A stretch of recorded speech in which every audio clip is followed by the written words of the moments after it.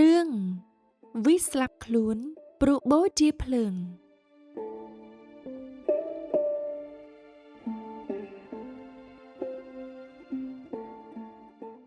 កាលគ្រាព្រះសម្មាសម្ពុទ្ធ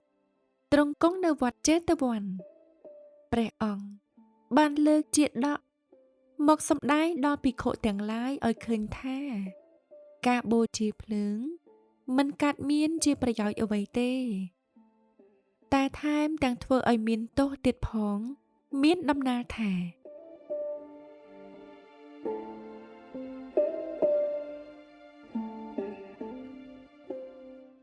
កាលកន្លងទៅគ្រាព្រះបាទព្រហ្មទត្តសោយរាជ្យនៅក្រុងពារាណសីកាលនោះតថាគតកើតនៅក្នុងត្រកូលព្រាហ្មណ៍មួយពេលចម្រើនវ័យបាន16ឆ្នាំគេក៏ចេញទៅបួសស្នាក់អាស្រ័យនៅអាស្រមនិងបូជាភ្លើងនៅក្នុងព្រៃ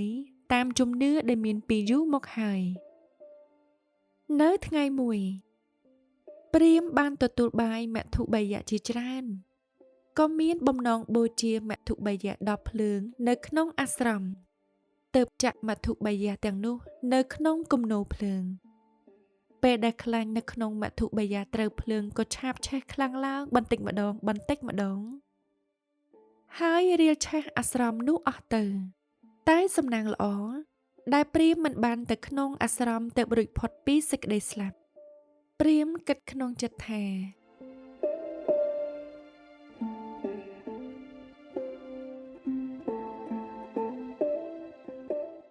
ភ្លើងដែលយើងខំបូជាតាំងពីយូរហើយបែរជាមកធ្វើបាបខ្លួនឯងវិញ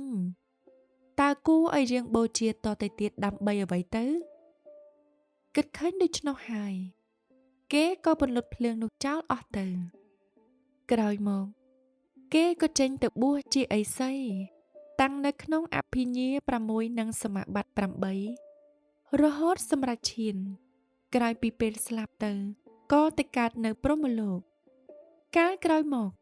ព្រាហ្មណ៍ដែលឈប់បូជាភ្លើងគឺជាអង្គតថាគតការជឿលើអ្វីមួយត្រូវជឿដោយបញ្ញាមិនគួរជឿដោយគ្រាន់តែស្មានព្រាវនោះទេ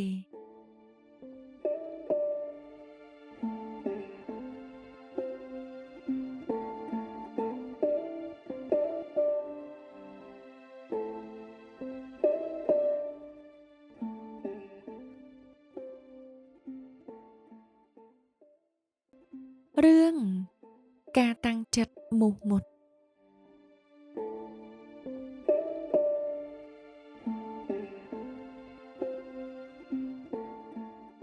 កាលគ្រាព្រះសម្មាសម្ពុទ្ធ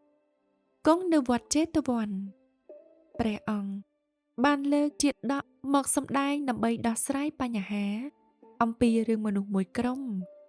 នាំគ្នាប្រឆាំងនឹងការធ្វើទានរបស់ពុទ្ធបរិស័ទដល់ព្រះតថាគតមានដំណើរថា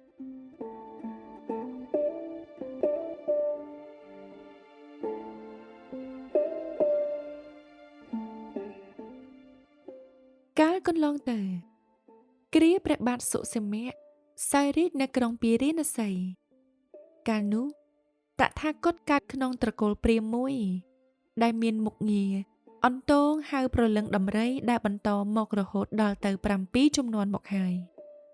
នៅពេលធ្វើពិធីហៅប្រលឹងដំរីម្ដងគាត់ទទួលបានគ្រឿងបូជាដែលអ្នកស្រុក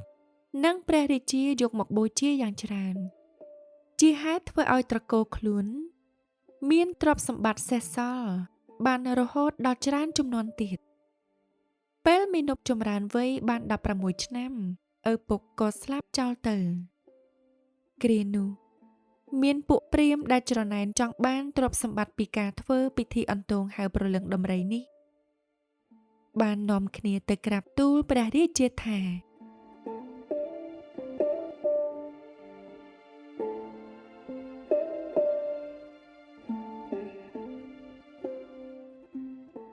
ពេលនេះជិតដល់ថ្ងៃធ្វើពិធីហៅប្រលឹងដំរីទៅហើយតែពុំទាន់មានអ្នកណាឡើងមកថ្វាយខ្លួនរៀបចំពិធីនៅឡើយទេហើយមាណពដែលជាកូនព្រាហ្មណ៍ធ្វើពិធីមុននោះក៏នៅក្មេងសេចក្តីមិនទាន់ស្ទាត់ជំនាញក្នុងត្រៃវេទនិងហត្ថសូត្រទៀត ទៅបទូលបង្គំសុំស្ម័គ្រធ្វើពិធីហៅព្រលឹងដំរីនេះជំនួសវិញពេលនោះព្រះរាជាក៏អនុញ្ញាតនៅពេលសេចក្តីនោះដឹងដល់មាតារបស់មីនុបក៏កើតមានការសោកសៅជាខ្លាំងដែលត្រកូលរបស់ខ្លួនត្រូវវិនាសនៅគ្រានេះព្រោះតែគ្មានអ្នកណាធ្វើពិធីហៅព្រលឹងដំរីបន្តទៅទៀតនាងជាមេតាគិតថាមិនយូរទេទ្រព្យសម្បត្តិដែលនៅសល់នឹងត្រូវអស់ចាក់ជាមិនខានមីនុបឃើញមេតាសោកសៅដូច្នេះក៏សួររកទីកន្លែងសិក្សាត្រៃវេទនិងហត្ថេសូត្រដែលនៅឯក្រុងតក្កសិលាតែមានចម្ងាយផ្លូវឆ្ងាយណាស់ដោយមីនុបមិនចង់ឲ្យត្រកូលរបស់គេវិនាសក្នុងចំនួនខ្លួនទើបគេតាំងចិត្តធ្វើដំណើរចម្ងាយផ្លូវ120យោជន៍ក្នុងរយៈពេលតែមួយថ្ងៃពេញនិងស្នាក់នៅសិក្សាជាមួយនឹងអាចារ្យទីសាប៉ាម៉ោកមួយថ្ងៃហើយនឹងធ្វើដំណើរត្រឡប់មកវិញក្នុងពេលតែមួយថ្ងៃដើម្បីទាន់ធ្វើពិធីហៅព្រលឹងដំរីដែលត្រូវធ្វើនៅថ្ងៃទី4នៅពេលត្រឡប់មកដល់វិញភ្លាមគេក៏ចូលទៅគាល់ព្រះរាជាដើម្បីសួររកមូលហេតុដែលបដូរត្រកូលអ្នកធ្វើពិធីហៅព្រលឹងដំរីនៅពេលនោះព្រាហ្មណ៍ទាំងឡាយក៏ប្រាប់ថា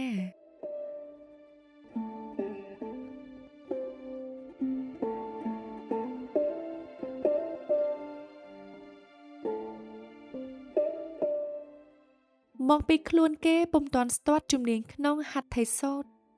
ទើបមានព្រាហ្មណ៍ផ្សេងស្ម័គ្រចិត្តធ្វើជំនួសមីនុបក៏ទូលថ្វាយទៅព្រះរាជាថាខ្លួនបានរៀនស្ទាត់ជំនាញក្នុងហត្ថេសូត្រនិងត្រៃវេទហើយព្រះរាជាក៏ប្រគល់តួនាទីអ្នកធ្វើពិធីហៅព្រលឹងដំរីនោះ